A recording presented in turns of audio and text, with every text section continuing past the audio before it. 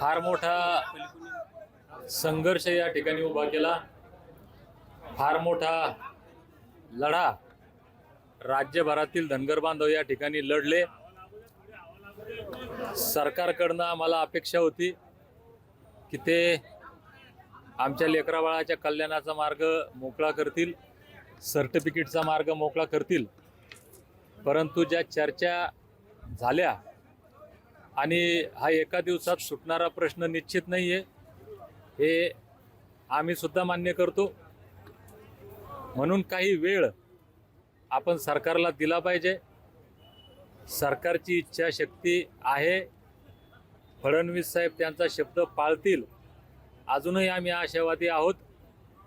म्हणून ही लढाई चालू राहावी आणि आमच्या लेकराबाळांना सर्टिफिकेट मिळेपर्यंत हा लढा टिकला पाहिजे। म्हणून मी या ठिकाणी काही क्षणासाठी ही लढाई थांबवतोय, एक युद्ध विराम या ठिकाणी घेतोय। आणि आज गांधी जयंतीच्या दिवशी खरं म्हणजे माझं स्वप्न होतं, मराठवाडा मुक्ती संग्राम दिनी सुरू केलेला लढा विजयादशमीच्या दिवशी विजयोत्सव साजरा करून संपेल, परंतु ते झालं नाही।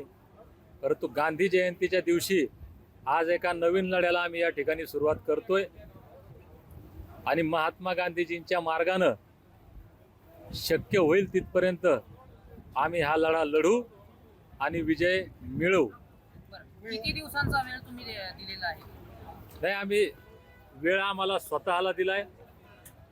माझी तब्येत जी डाऊन झाली होती, मला वैद्यकीय उपचार घेण्यासाठी जो वेळ लागेल तो वेळ, आणि राज्यभर मी फिरणार आहे, प्रत्येक गावात जाणार आहे, वाडी वस्ती तांड्यावर जाणार आहे, शेवटच्या धनगर बांधवाला जाग करणार आहे आणि या लढ्यामध्ये उतरवणार आहे।